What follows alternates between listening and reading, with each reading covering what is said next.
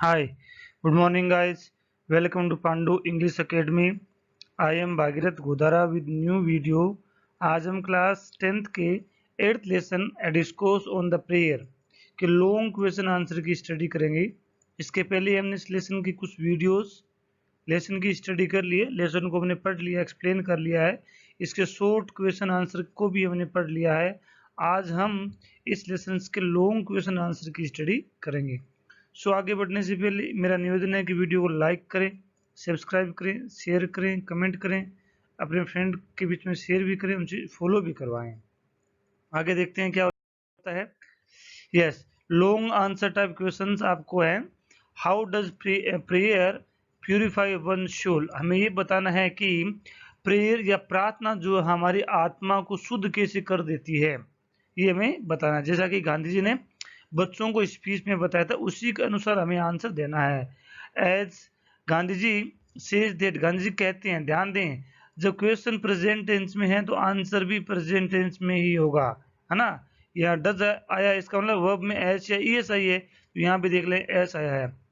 Gandhi ji says that prayer is the soul and essence of religion. Gandhi ji कहते हैं कि प्रार्थना जो है धर्म की आत्मा और उसका सारांश है ना। इट मेक्स, डज है, प्रेजेंट टेंस है। It makes our life pure and disciplined. It का मतलब क्या है? प्रेयर। ये प्रेयर हमारी आत्मा को, हमारे जीवन को एक प्योर एंड डिसिप्लिन, अनुशासित बनाता है। इट का मतलब वापिस आ गया प्रेयर। इट मेक्स का मतलब, मेक्स आ गया प्रेजेंट टेंस है, डज का फॉर्म है, ठीक है ना। It makes our life bright and removes, वापिस प्रेजेंट टेंस है। The layer of ignorance and darkness का मतलब है ये हमारे जीवन को ब्राइट बनाती है तथा हमारे जीवन की अज्ञानता और अंधेरे को रिमूव करती है। कौन? प्रार्थना। The prayer teaches us how to live a peaceful and lovable life। प्रार्थना हमें सिखाती है, टीचेज, है ना। देखो डज लगाया, ये हमेशा जिस टेंस में क्वेश्चन होगा उसी टेंस में आंसर दिया जाएगा। The prayer teaches us how to live a peaceful and lovable life.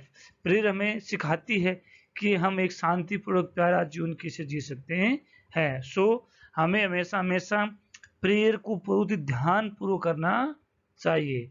Prayer में हमें अपने समय को पास नहीं करना चाहिए। हमें प्रेयर के समय अपना पूर्ण ध्यान प्रार्थना में लगाना चाहिए।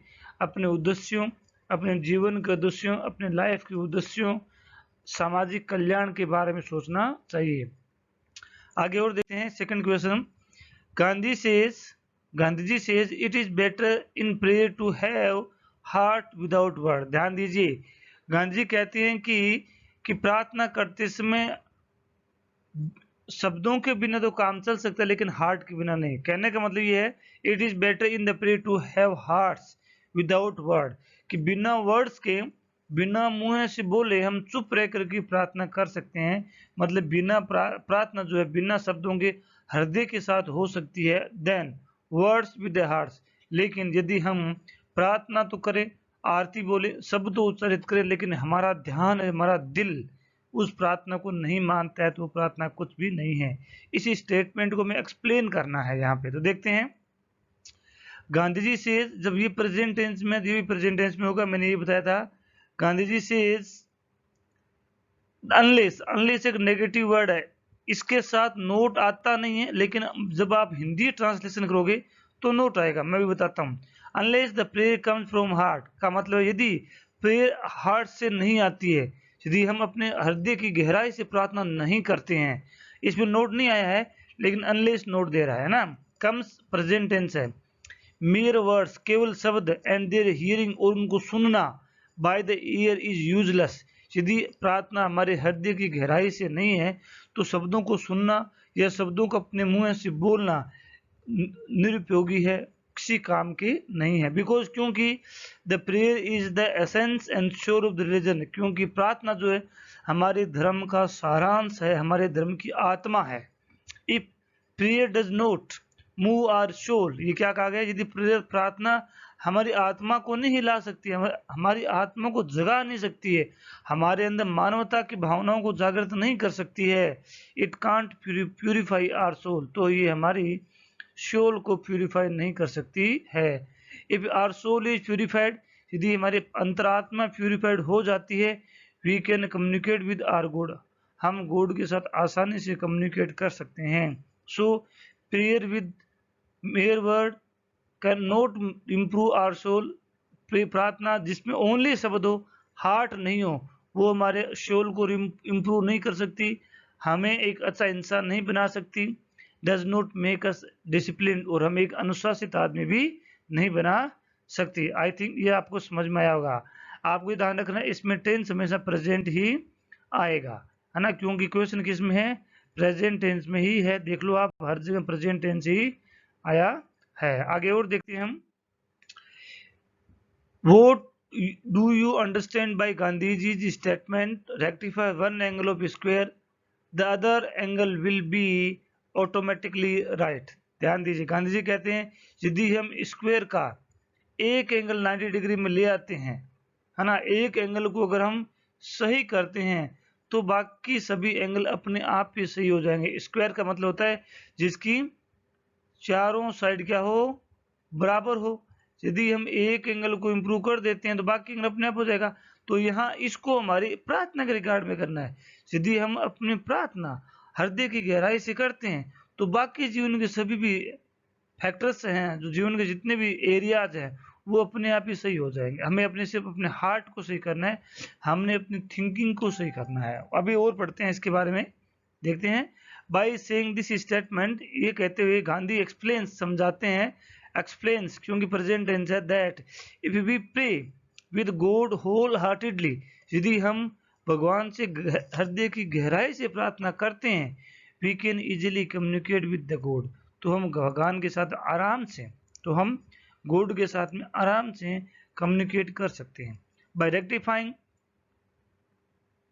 Mode of prayer will make us communicate with God, इस तरह के रेक्टिफाई जो मोड जो है ना, हम अपने हार्ट को इम्प्रूव करते हैं तो हम अपने भगवान के साथ में आसानी से इम्प्रूव कम्युनिकेट कर सकते हैं। Means if we improve the angle of our prayer, मतलब ये स्क्वायर वाला स्टेट में, यदि हम अपने प्रेयर के एंगल को सही करते हैं, हमारे प्रार्थना करने के तरीकों को इम्प्रूव करते हैं, यदि हम प्रार्थना अपने पूर्ण हृदय की गहराई से करते हैं, यदि इस एंगल को हम सही करते हैं, the angles of the communication with God will automatically be rectified, आराम से सभी एंगल्स भगवान के साथ में कम्युनिकेशन करने के जितने भी दृष्टिकोण वो अपने आप इंप्रूव हो जाएंगे। So we should always make our prayer with God very properly. तो गांधी जी सजेस्ट करते हैं कि हमें भगवान से प्रार्थना होल हार्टेडली करना चाहिए। आई थिंक ये भी आपको समझ में आया होगा।